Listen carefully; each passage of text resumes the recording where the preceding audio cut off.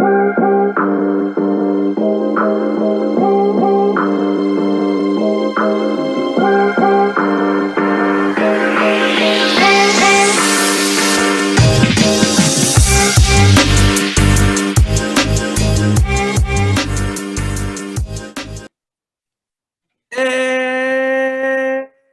what is going on, everybody?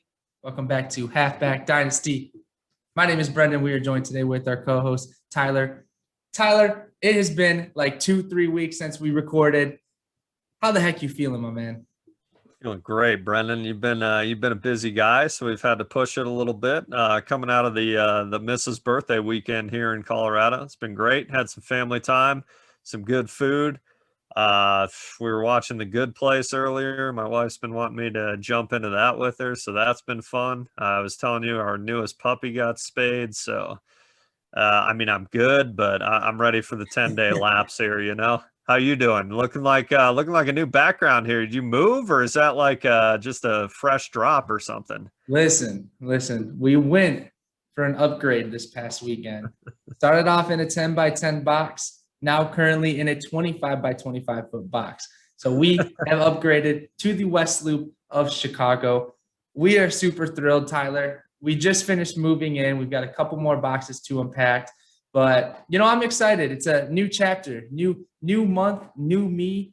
We're coming out here live, baby.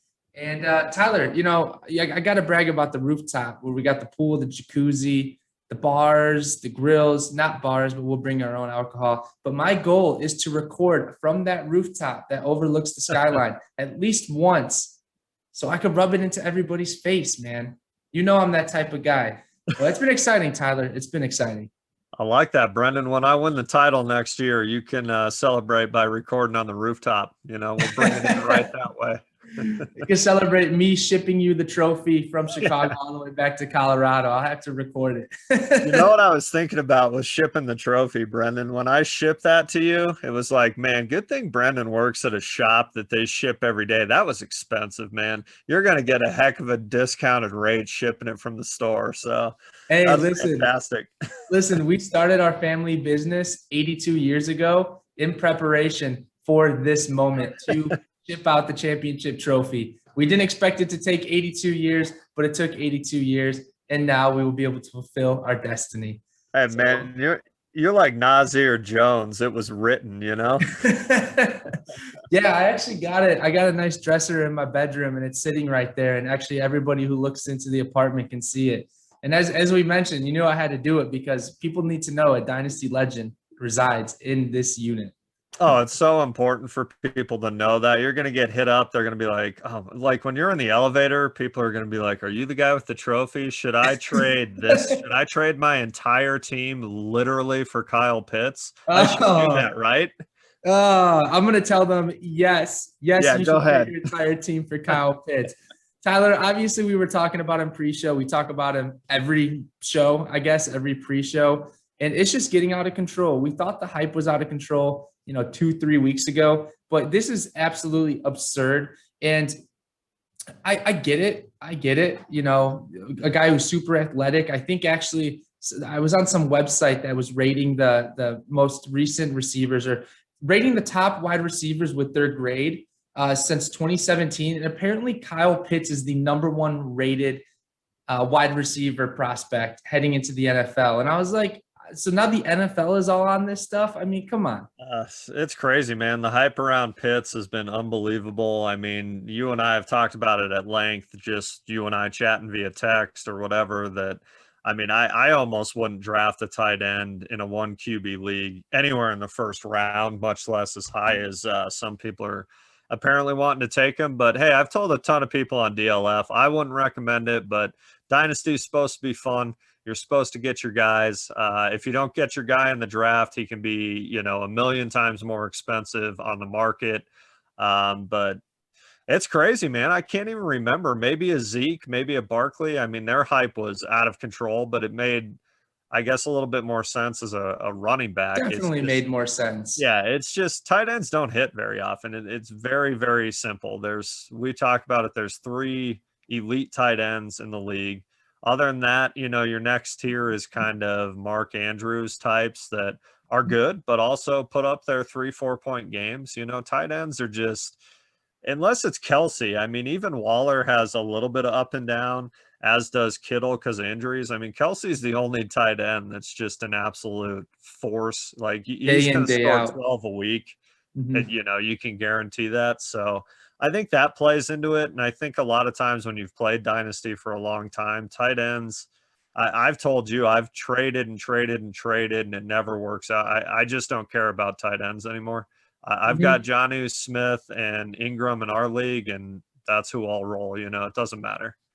Yeah, great mention of DLF. I'm on their forum right now, and I recall that we started a thread saying, unpopular opinion, you will waste your premium first round pick on Kyle Pitts. And clearly a lot of people disagree. But we have another DLF legend kind of backing up our argument here. And that's Ari T, Errol T, Ari IT. Anyways, he compiled some really good data. I mean, this guy's a Hall of Famer DLF member. I see him. He's got the 5 stars. Tyler, he's right there with you, man. You might be Nice. slightly more legendary. I don't know. But anyways, back to the point. So Errol T compiled some data. The past 7 years since the surge of wide receiver rookie breakouts, here is where the tight ends. Actually, forgive me. Sorry, I'm trying to read this on the spot. Okay, still slowly compiling the full list of how top 12 tight ends would stack up each year versus wide receivers over the past 19 years. However, what I've been quickly able to do is give an average from 2014 to 2020, or basically the past 7 years since the surge of wide receiver rookie breakouts, rounded to the closest full number. So what he did right here is he compiled some data to show you where the tight ends rank in terms of if they were a wide receiver, okay, in fantasy football. So tight end number 1 overall would average out to finish as the wide receiver 10, okay? Tight end number 2 would be equivalent to wide receiver 14. Tight end number 3 is equivalent to wide receiver number 20, okay? And then you start jumping down the list, like tight end number 8 would be equivalent to a wide receiver 41. So there's a huge drop off between the 3. So basically, you're right. If you have a top 3 tight ends, you basically have a wide receiver 2. That's what it amounts to. Okay, tight end 1 overall would be technically a wide receiver 1, top 10. But number 2 and 3 would finish in the top 20. So the point being, if you don't have one of those tight ends, it doesn't matter. Tyler, I know we're big on the show. It doesn't matter really who you start. Now, in terms of Kyle Pitts, I'm eager to see obviously where he lands, but it's pretty evident that this is a trick that everybody falls for over and over and over again. Your famous comparison is David Njoku. Heck, even OJ Howard. These tight ends coming out with incredible abilities. They're very athletic. They can play a wide receiver role, yet they don't amount to anything. Now, Tyler, let me ask you this. Clearly, you need to have about 2 to 3 years, probably 3 years minimum, for a tight end to fully develop in the NFL. Njoku and Howard are entering their 3+ years. Is there any chance they have a road to success in being fantasy relevant from here on out in their career? I think David Njoku does, but I think in order for him to do that, he needs to leave Cleveland, which, you know, there's been whispers of him getting traded dating back to last year. It hasn't happened. They obviously brought in Austin Hooper for a reason, because they think he's better than David Njoku, or they want to run 2 tight end sets, which they really didn't do much last year. But I think it was the playoff games, and Njoku looked pretty good. He showed what he can do. He's still young. I mean, he's 24 years old. He's going to be 25. That's still young for a tight end. OJ Howard, I think, was on a successful path with Brady coming to town. Snapped his Achilles. He very easily could never fully recover and be the Bro, he's not coming back from that. Yeah, the prospect he was supposed to be. He had one really good season where that next year it was like, wow, he's going to be the next guy. Obviously, that didn't happen. So I don't know. I think the excitement of tight ends and how athletic they get overdrafted as rookies, because you are hoping to hit the next guy. Let's face it, man. Travis Kelce's a statistical anomaly. He's him and Tony Gonzalez, Antonio Gates, they're really good fantasy guys that they just don't come around very often. So I understand what people are hoping Kyle Pitts turns into, but I think, let somebody else overdraft a tight end, in my opinion, and grab Push back a wide receiver, a running back. Yeah. Grab a safer asset if there is such a thing, because we don't know who's going to hit. But I also think some people are drafting Pitts very high because there's so much talk about him maybe just playing wide receiver.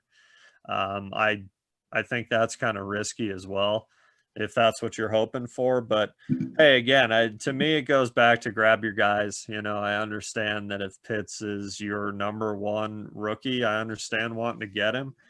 He's just a very polarizing figure because I don't really remember. Noah Fant and Hawkinson were extremely highly thought of, but not this high. Yeah, their hype didn't get to this level. And both of them are decent, they're solid tight ends, but neither one of them are. I think Hawkinson in most leagues was probably the tight end 4 or 5, which, as you mentioned, that's like a wide receiver 40. It looks good in your roster or in your lineup that it's like, oh, I've got the tight end number 4. That's huge. It's really not, but it helps to have guys that do consistently score points. I'm not trying to undervalue that.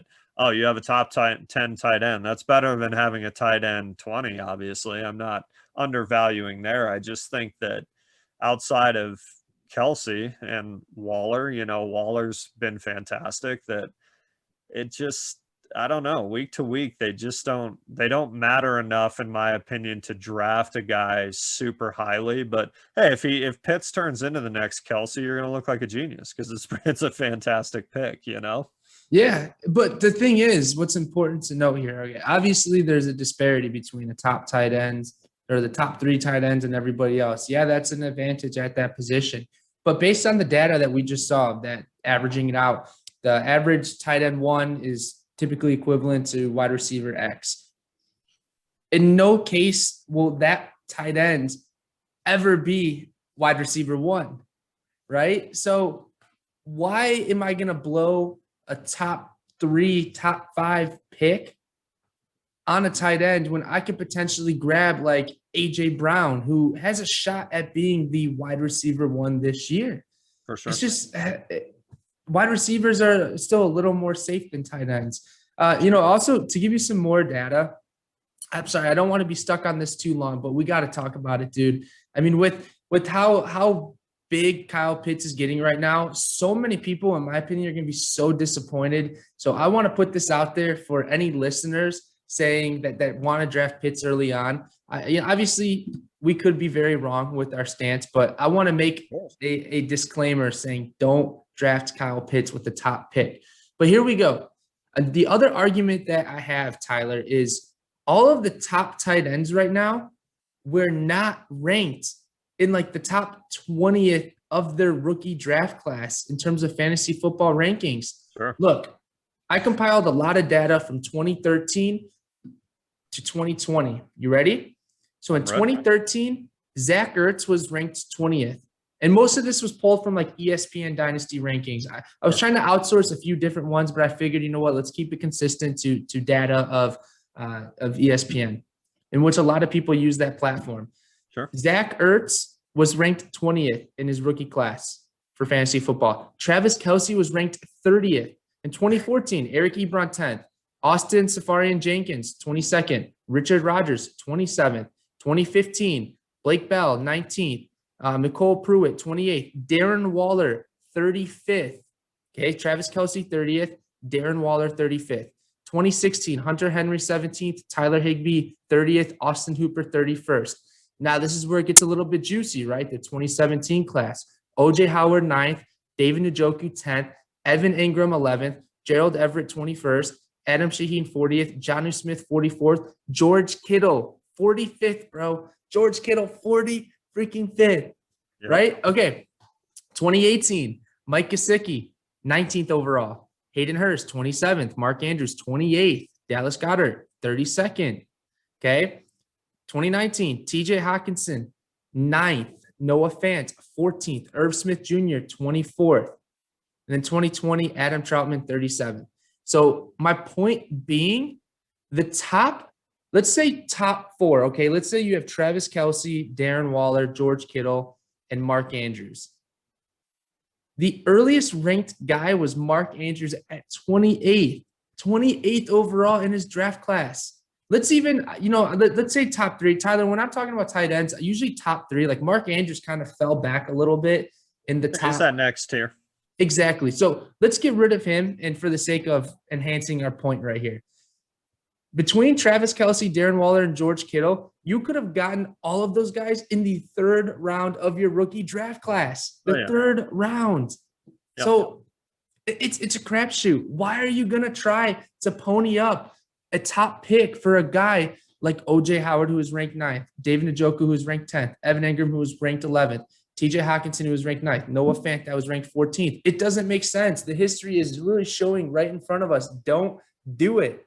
Heck, dude, Irv Smith Jr., who was ranked 24th overall, is probably going to produce similar numbers to Hawkinson and Fant this upcoming year. Gerald Everett, like 2 years ago, probably outscored O.J. Howard, David Njoku, and Evan Engram. Maybe not Evan Engram, whatever year he had that good year. Yeah, Austin Hooper outscores almost all those guys. Like, I just don't get the argument, Tyler, and it's becoming a sense of passion to tell people don't freaking draft Kyle Pitts that early. If you have a late first, I would do a late first because then there's a lot less risk. Like, let's say you win the league, you have the depth, you have the 112 or whatever. If he falls to you, of course, I'd take that risk on him. But there's no way I would ever choose a tight end over the top 1 or 2 running backs and the top 1 or 2 receivers, dude. Doesn't make sense. No, I think, the names that stood out for me, like you highlighted, the top-ranked guys were Hawkinson, Njoku, Howard, and Eric Ebron. I mean, I'm sorry, there's one name in that list that matters on the fantasy front, and that's Hawkinson. Mm-hmm. And I think some of this speaks to, the prospect that Kyle Pitts is. I mean, he is obviously an extremely rare prospect to be getting hyped even outside of fantasy circles, and the way he is really speaks to him. But yeah, I'm with you. It's almost fascinating at this point, the hype he's in. Like I said, I haven't seen hype like this since Barkley and Zeke, and we're talking about a tight end. So it's pretty wild.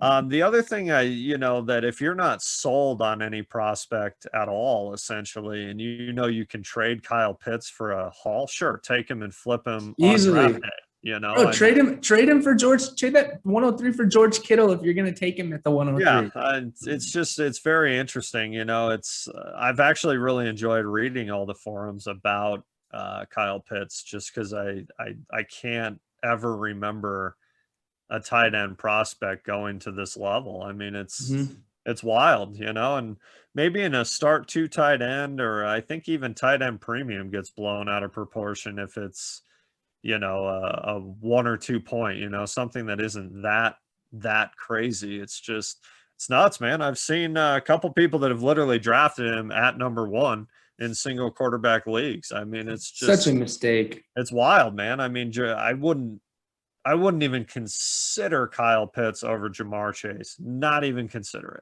it. Agreed. And, we're not trying to knock Kyle Pitts' not at all. athletic ability. I mean, he is being praised at the NFL level, and there's a lot of potential for him to honestly go top 5, top 10.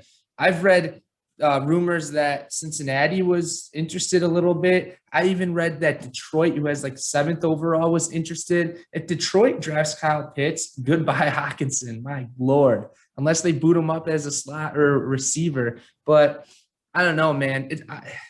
I think he has a chance to be a good tight end in the NFL. But being a good tight end in the NFL doesn't mean they're a great tight end in fantasy football. Like look at Cole Kmet of the Bears. Like, I thought he had a pretty good rookie year as a tight end, right? But he didn't do anything in fantasy football. So enough of that, Tyler. My goodness. I can't believe that this is still going on. And I think what's going to happen is people are going to be disappointed. But, the NFL draft is in like 2 weeks, and most people's rookie drafts are in about 3 weeks. So we can all see what is done within each league. And shortly after that, we'll figure out who overpaid. Yeah, Brendan, So I got two more things just real quick, man. I don't yeah. want to quite jump yet. I thought what you said was a point I was going to kind of drive home that, Kyle Pitts at the NFL level might be a fantastic tight end, because he's a matchup nightmare. He requires defenses to do different things. There's a difference between being a great fantasy player or a great fantasy asset and a great player in the NFL. You Mhm. read articles that, Henry Ruggs had a fantastic rookie year, according to the organization, because of what he did to the defenses. He didn't do anything in fantasy, but he opened up a ton of space for Aguilar, a ton of space for Waller. That doesn't help you in fantasy lineups week to week. And I'm not saying that's what Kyle Pitts turns into, but Kyle Pitts could be a fantastic pro. That doesn't mean he's going to help you in your fantasy lineups. There's a big difference there. And then the Mhm. last thing I was going to say, if you draft Kyle Pitts early, more power to you to get your guy. But, if he doesn't shine in year 1 or 2, don't panic and move him. We talk Have to about hold all the him. time. It Have could to hold take him. 3 to 5 years for Kyle Pitts to develop at the next level. Just hang on, pump the brakes. We talked about it. I told you I try to give my rookies 3 years because I've traded rookies too soon. And then by year 2 or 3, it's like, well, I should have not traded him. So Mhm. just pump the brakes. If he doesn't come out and look like Travis Kelce, that's fine. Yeah, and he won't. He won't come out looking like Travis Kelce. And you know what? That was to my point too, with all these people I was arguing with on DLF. And Tyler, I swear this is the last point I'm gonna make, and then we'll move on. Is all of these people who drafted Hawkinson, Fant, Evan Ingram, Hunter Henry, Njoku, OJ Howard, those top 15 overall top 15 ranked overall in their respective draft class. Let's say people took them with like the 106. I probably could have bought those guys from those players to those owners who drafted them at the 106 for like an early second. Like they're always going to be cheaper. If Kyle Pitts doesn't hit right away, I guarantee you could buy him for less than what the person drafted him at for. Oh, yeah. So it's just not worth it. It is not worth it. But cool. Let's move on. Obviously, a lot of passion around Kyle Pitts. And again, I hope we're wrong in a sense so people can say, I told you so. But history is going to dictate that Kyle Pitts will not be a successful fantasy asset at that premium pick. But here we go. So I know we wanted to talk about Trevor Lawrence today. I mean, there's not much to say. But before we jump into that, let's actually talk about some of our dynasty rankings. So, Tyler, I think if I'm not mistaken, we ended up at last episode, we did 21 through 25. So we did Miles Sanders, Josh Jacobs, Cam Akers, Aaron Jones, and Travis Kelce. Now we've got 26 through 30. I'm going to share my screen here real quick. Let me pull this up. And, we start seeing, we already passed that second tier of running backs per se. And now we're going to really jump into that second tier of receivers as well as quarterbacks. 1 second. All right. Can you see that okay, Tyler? I can see it. Okay, fantastic. So we ended off right here with Travis Kelce, funny enough. We ended right here. So now we got Terry McLaurin, George Kittle, Chris Godwin, Patrick Mahomes, and Antonio Gibson.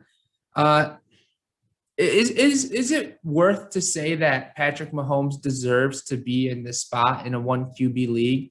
Like this would basically put him at a 3rd round startup pick. Do you agree with that? Would you take him in the 3rd round where he's typically ranked? I mean, to be honest, Brendan, this is going to sound weird. I mean, I understand the rankings, the values of everybody, but in yours and my league, where touchdowns are worth 6, you and I have talked about it. Patrick Mahomes is probably the best asset in that league. He's going to score 40 to 50 points a week. That's impossible to replace by. There's almost no field players that are going to score that consistently. So yes, I think he deserves to be there.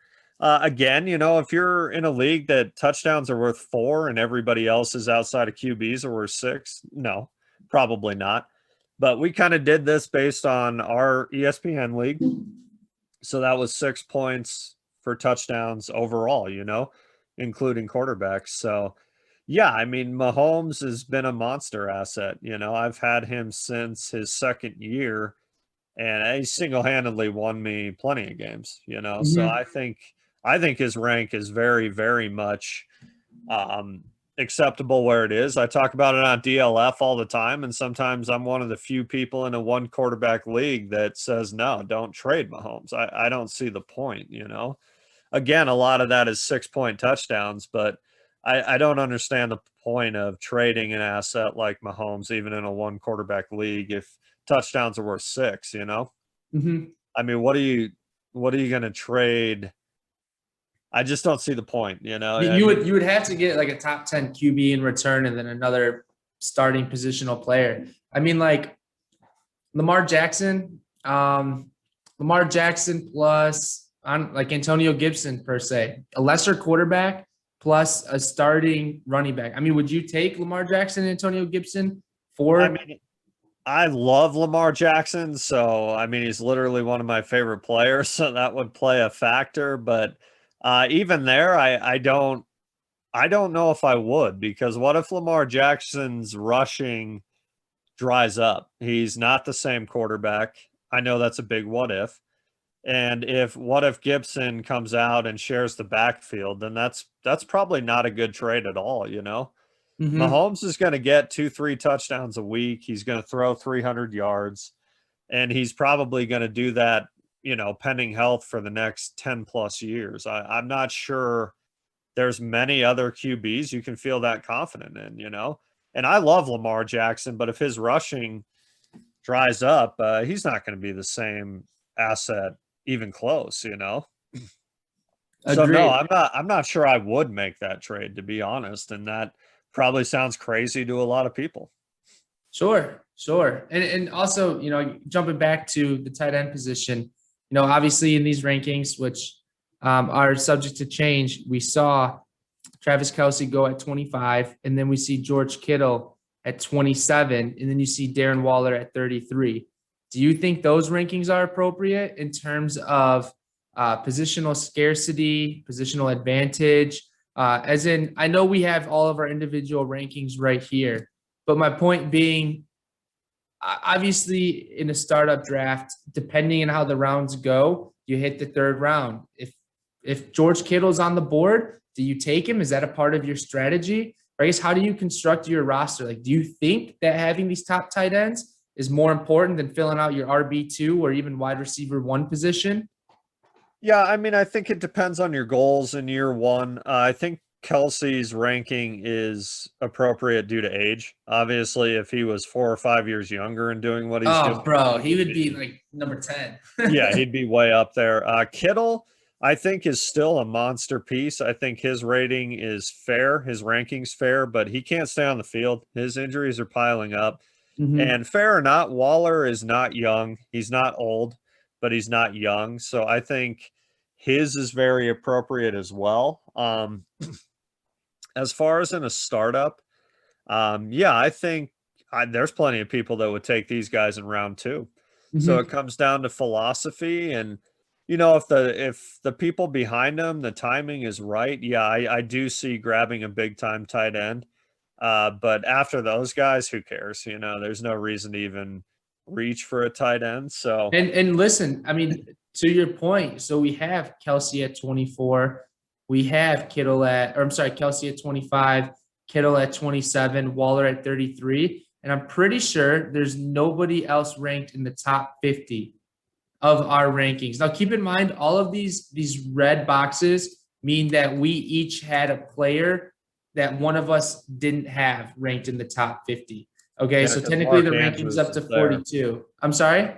Yeah, Mark Andrews is there on my brother's, but he's the only other tight end I see. He is not on yours or mine top Yep. 50. Yep. So to hold true to that point is, okay, well, we have the 3 top tight ends, and the 4th ranked tight end does not even crack our top 50, which shows you that unless you're getting the positional advantage of the top guys, there's no point. You got to fade the spot. You could get like Austin Hooper like 2 years ago in like the 8th or 9th round of a startup, probably even later, bro. Oh, probably you, later. You could probably you could probably draft him in like the 12th. How I look at tight end is unless I know I'm going to commit, I'll fill out like my starting roster and then like 2 bench slots before even drafting a tight end. There's a plethora of them, and you know, Mike Gesicki could be there on the board too. Just Dallas Goedert, people who are filled with such young upside that you might as well fade it and then draft like 3 tight ends if you're really that concerned. The reason why I'm talking startup so much is just because I'm assuming a lot of people do startup drafts as well, whether they're starting a new dynasty or redrafting. Tyler, one thing I want to point out is I think Terry McLaurin is due for a top 10 year in fantasy football with Ryan Fitzmagic under the gun in Washington. These rankings happened before we heard that news of Fitzpatrick going to Washington football team, but he has a shot to, I think, jump up to like top 5 receiver this year. Is that a hot take? No, I think that's totally fair. I mean, Fitzpatrick throws the ball a ton. As long as that offense is going to allow him to do that, yeah, I think he's in for a huge year. I mean, obviously, we did these rankings months ago. McLaurin would definitely leapfrog Josh Jacobs for me at this point. If I was in a startup and those two were on the clock, I would take him over Jacobs anytime. Forgot about Kenyon Drake going to Vegas. Yep. So I would definitely leapfrog him there. I mean, these rankings are going to shuffle post draft. We did these before free agency, before anything played out. So yeah, there's a lot of things. And you and I talked about McLaurin earlier this offseason, just you and I chatting, you know, that as soon as Fitzpatrick went there, it was like, man, he's got a legitimate shot to be a top 10. I mean, he's been a top 20 receiver with nobody throwing him the football. So and that means Curtis Samuel is going to get a jump too, especially with Curtis Samuel's ability, you know, the way he runs routes and kind of stretches the field. Curtis Samuel has a shot to be a top 20 guy as well. Tyler, just for the sake of having some fun, let's look at the rankings right now and see if we could adjust anything live based on the news in the NFL from the time we made this till now. Anybody else stand out that you would move up or down off this list? I mean, to me, Aaron Jones is low with going back to Green Bay, but I get it because of his age. You know, I think that's more about age than anything. I mean, Aaron Jones is a top 5 running back 2 years in a row. You know, where would you put him? Just hypothetically speaking, right now on the spot. No, there's a lot of pressure. I would probably put him just below Lamb. You know, until we see otherwise, DeAndre Swift. I want to see, I guess, more from the coaching staff. It's not necessarily DeAndre Swift. So I would probably put Aaron Jones at 20th. Okay. For the sake of just swapping, I'm not suggesting that you would move Swift all the way down here, but for the sake of just swapping, say Aaron Jones goes right there. Obviously, a lot's dependent based on what they do in the draft. They have a top pick. They have a new quarterback in town. Will they rely on Swift? Will they draft an offensive weapon? There's rumors that the Lions are interested in Jamar Chase. I mean, it's crazy. It's crazy what's going to happen. Okay. Some of this is very tough, Brendan, because I'm looking at it through the eyes of kind of our league that's well established. You know, I think for this season, Aaron Jones, yes, is above DeAndre Swift, but for the overall dynasty, obviously not because he's 27. You know, that's what makes it tricky. But, you know, if you're trying to win this year, I think Aaron Jones is a better piece than DeAndre Swift. Agreed. Agreed. There's no doubt about that. There's no doubt about it. I mean, in terms of looking at the grand scheme of things and of how the community feels, that means Cam Akers is really like right here. Like first round startup pick. Everybody's all on board Cam Akers. In terms of how I've been feeling about AJ Brown, I'd move AJ Brown up here as well in front of DK Metcalf. You know what I mean? Like it's weird. Even though no news necessarily impacted DK Metcalf or AJ Brown, I've just started reconsidering that AJ Brown has a shot to be the wide receiver 1. So it's interesting. It's interesting. And based on league format and league mates, it's pretty evident that, you know, some people are untouchable. In our league, there's people that are untouchable, right? So that means that they're jumped up on these people's rankings and other talents pushed down. So it's tough. It's tough. For example, I think DeAndre Hopkins deserves to be right here. DeAndre Hopkins deserves to be a top 3 receiver off the board, in my opinion.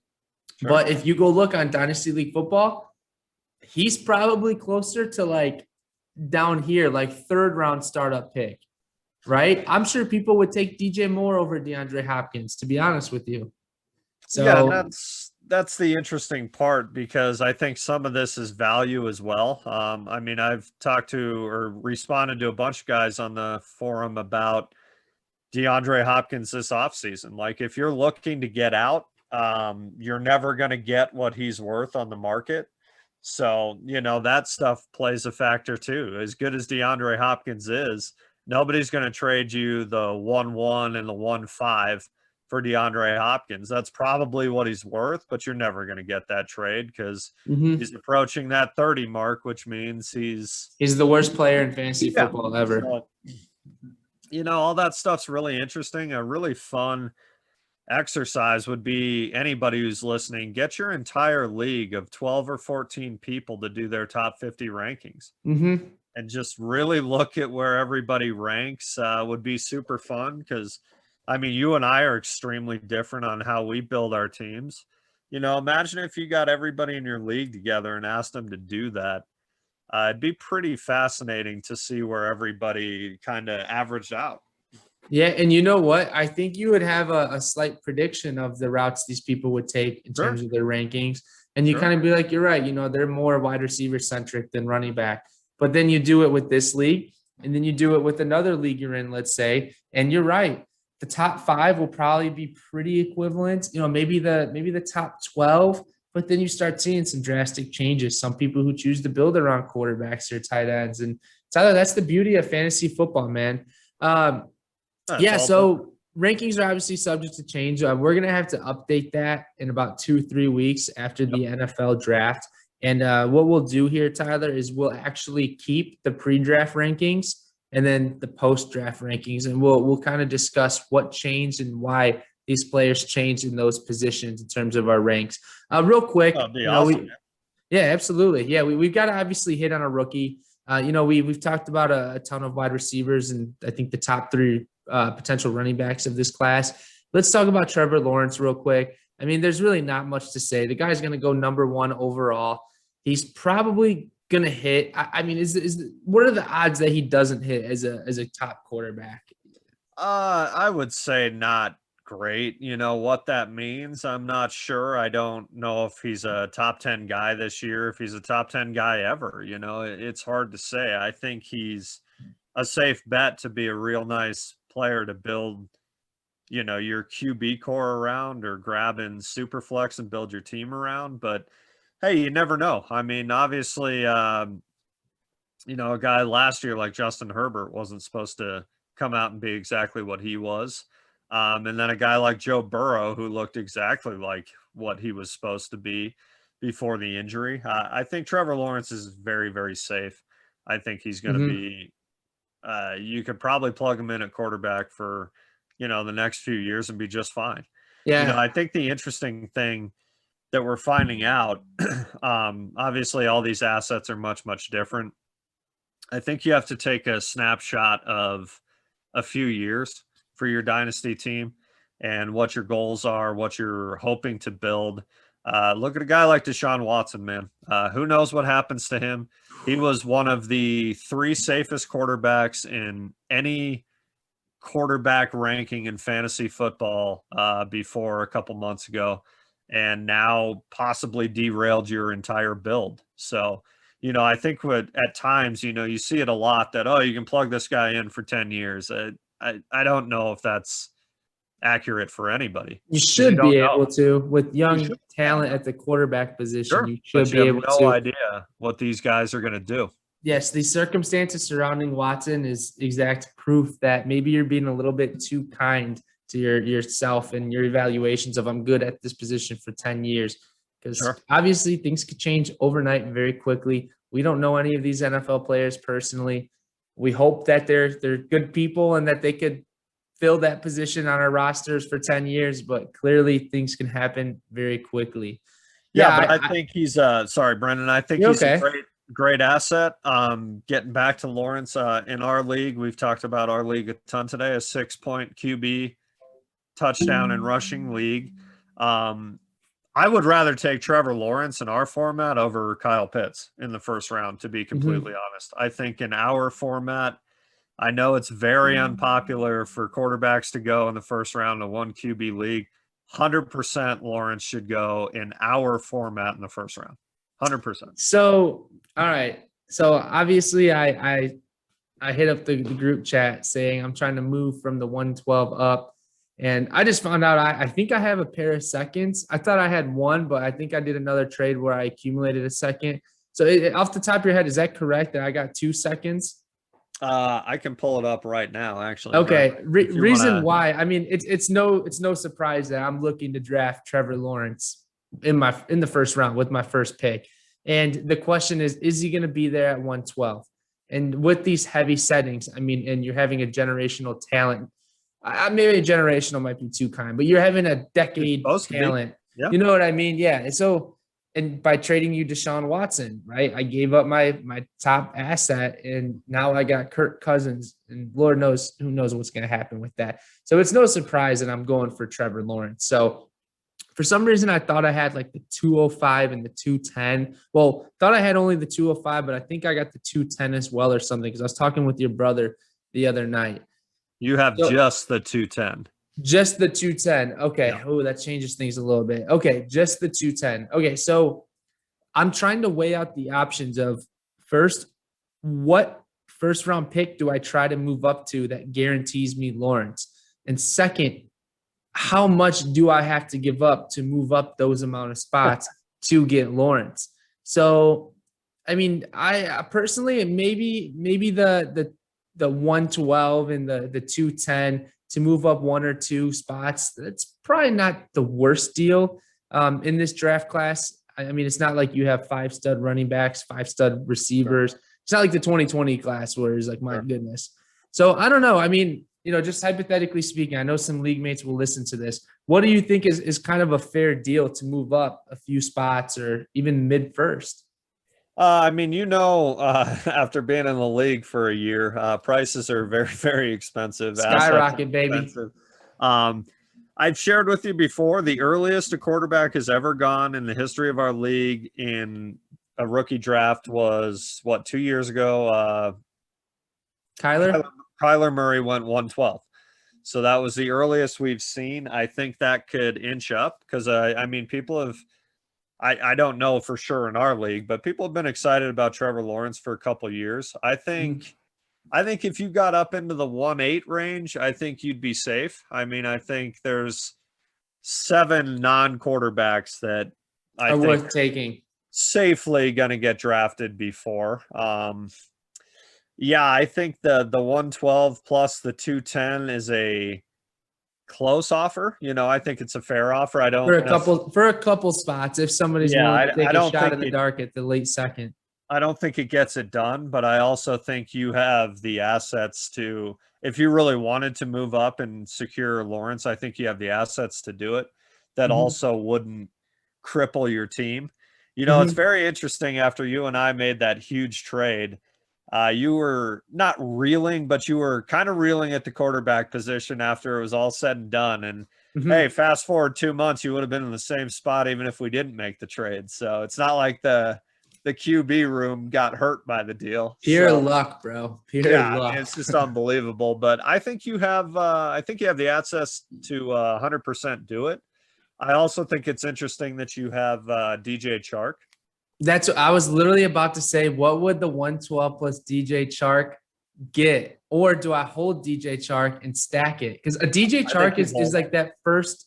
He could be a hold with the stack, but to me, I would hold. I mean, what do I offer Deontay Johnson in the 112? You know what I mean? Like the people in our league want that young upside. So you think if I'm going for Lawrence, I 100% don't include DJ Chark in there?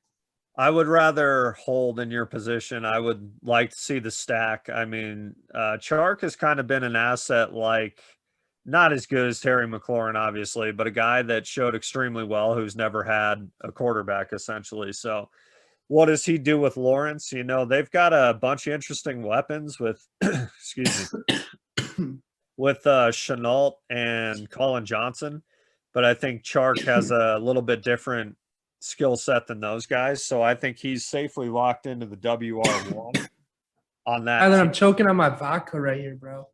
Is that what you got? Yeah, I wish I had some more tea because I'm choking on my own spit or something. I'm not sure. I'm struggling here, but yeah, I think I'd go for the stack. And yeah, man, I think you could easily get something done. 112 plus Johnson, 112 plus Sutton, something like that. That's tough though, bro. That's heavy. You're gonna have to give an asset you don't want to give. And I think that the toughest part about my league after as long as it's been going is you're going to have to give something you don't want in order to make a trade. There's very little like, I'll give you 24 dimes for a dollar. There's just not trades like that in this league that, and I don't think Sutton or Johnson cripples your team. I really don't. I think you can afford to lose either one, even if you don't necessarily want to, but I can assure you based on what we've seen over the years of like Kyler Murray, Burrow, these guys that head into their second year, you won't be able to get Trevor Lawrence if you don't draft him. Period. Sure. You know? Sure. But I mean, at what price do I just take like Zach Wilson with the 112?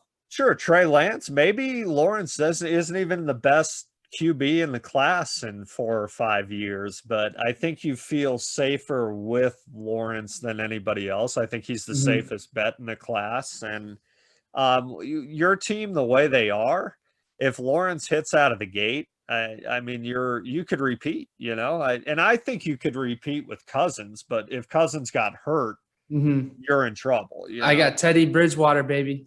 Yeah, who should start, but he maybe doesn't. I don't know. Yeah, so, dude. Honestly, they might look to trade him to like Denver or something. Could be, man. It really depends on what happens in the draft. I mean, there's 4 or 5 QBs that could go in the first round this year, so it's for sure. It's interesting to see. But you know, in terms of history in the first overall picks in the NFL draft the past 2 years, that proves that Trevor Lawrence, who is a better prospect than Burrow and Murray, is bound to be special. So I'm going to do what I can to draft him. So even if I got to overpay, I'm willing to talk. I'm willing to talk. So anybody listening in our league, I'm willing to talk. So, yeah, I mean, I'd even put it on the league chat, man. I like I said, it's pricey, but I think Johnson or Sutton on top. It's a Denver league, you know, so Sutton is always an exciting piece. And I truly do think it's worth it for your team because your team is built to win now.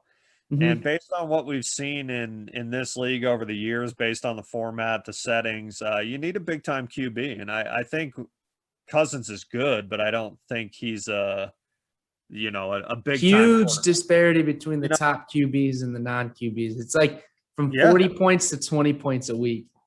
And let's be honest, man. I mean, times have changed, obviously, the last few months, but Watson probably won you the title. Watson was huge. No doubt. Huge. Super consistent. Yep. So cool, man. Cool. Hey, Tyler, you know, I wanted to do some trade questions, but I think we should hold off till next week. You know, we definitely had a lot to talk about today. It was good to get back in the swing of things. But is there anything else you wanted to talk about this episode before we sign off? Just one kind of buy low. I've been kind of pounding the table on a buy low player for the better part of a month. Hopefully you went out and grabbed James Conner. I think his landing spot was pretty awesome. I don't see Arizona drafting a running back now. I'm not saying he's going to be a bell cow. I'm not saying he stays healthy, but I think a month ago you could have bought James Conner for a third. I bought him for Mike Williams. We'll see how that plays out. I mean, Mike Williams, I love Mike Williams, but I think Mike Williams is what he is. He's going to have some great games. He's going to have some not so great games, probably a lot like Connor, but I'm kind of a running back needy team. And he was a guy that I was willing to gamble on because I thought he was going to sign in Arizona or Atlanta. So that was kind of the big takeaway for me the last couple weeks. I think Connor could be a sneaky good flex play when he's healthy. I really do. Sure. Yeah, thank you for sharing. That's a great point. I did think the landing spot was fantastic. And, the Cardinals showed optimism with Chase Edmonds. And now that they bring Connor in, maybe a 1A, 1B situation. But point is, they're not going to draft a running back now. They locked it up. They'll be good to go. So it's a good stash. Good buy low for sure, Tyler. Cool, Cool, man. Connor will be the goal line guy for sure, based on build versus Edmonds. I mean, No Connor's, doubt. No Connor's doubt. Dude, he'll built still like he'll get Peterson. 10 to 15 carries a week. Yeah. And then He's he'll built also like get Peterson, man. He's huge. Like James yeah. Connor's a big dude. Dope. But there you have it. Listen to Gator Sons right there. But thank you everybody who are listening. Tyler, really good to catch up on this episode. We'll see you guys in about a week. Feel free to hit us up on Instagram, Twitter. Shoot us an email. Hit us up on Dynasty League Football. We're getting back in the groove of things. NFL draft is coming up here shortly, so there'll be a lot to talk about. Thanks everybody. Take care. Have a great week, and just remember, you're in this for life. Peace.